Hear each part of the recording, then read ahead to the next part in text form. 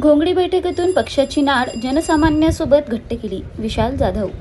OBC विभाग प्रदेश उपाध्यक्ष इब्राहिम घाणीवाला यांनी आयोजित पत्रकार परिषदेत दिली घोंगडी बैठकीच्या फलिताची मागणी.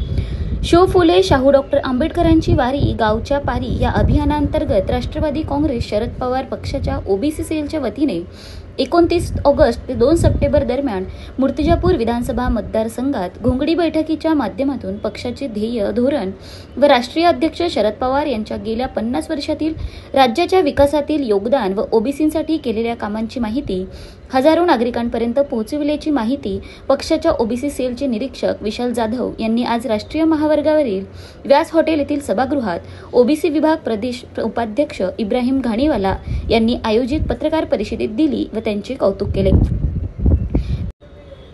ते म्हणाले, स्थानिक पातळीवर करण्यात आलेली समाजोपयोगी कामे जनसामान्यांपर्यंत पोहोचवत पक्ष आणि पक्षाध्यक्ष शरद पवार यांची नाळ सर्वसामान्यांसोबत घट्ट करण्याचा प्रयत्न या माध्यमातून केला.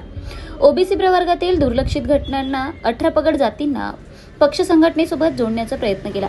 शिवाय या सगळा खटाटोप करतानाच आगामी विधानसभा निवडणुकीसाठी इच्छुक उमेदवारांबाबत जनमतही जाणून घेतले असून हा संपूर्ण अहवाल वरिष्ठ नेतृत्वाला सादर करण्यात असल्याचेही त्यांनी स्पष्ट केले.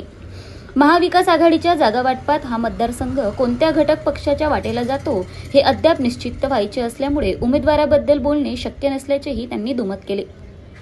प्रदेश प्रवक्ते गजानन वाकुडे, जिल्हा महासचिव पिंटू वानखडे, विधानसभा अध्यक्ष सागर कुरडे, ख.वी.स. अध्यक्ष अनिरुद्ध तिडके, ओबीसी विभाग प्रदेश उपाध्यक्ष इब्राहिम घाणीवाला, प्रदेश संघटक सचिव रवी राठी व सम्राट डोंगरदिवे, नरेंद्र विल्लेकर, तालुकाध्यक्ष मंगेश कुकडे, प्रकाश मुळे, राष्ट्रवादी युवक काँग्रेस प्रदेश सरचिटणीस तेजस जामठे, संदीप जळमकर, ॲडव्होकेट शेखर वाकुडे, माजी तालुकाध्यक्ष श्रीधर कांबे, अल्पसंख्याक प्रदेश उपाध्यक्ष निजामभाई इंजिनियर, जिल्हा अध्यक्ष विष्णुदास भुईघाट, ओबीसी विभाग जिल्हा कार्याध्यक्ष विष्णू लोडम, ओबीसी शहराध्यक्ष विशाल शिरभाते, तालुका कार्याध्यक्ष श्रीकृष्ण बाजड, निखिल ठाकरे आदी राष्ट्रवादी काँग्रेस पार्टी, शरदचंद्र पवार पक्षाचे कार्यकर्ते, पदाधिकारी पत्रकार परिषदेला उपस्थित होते.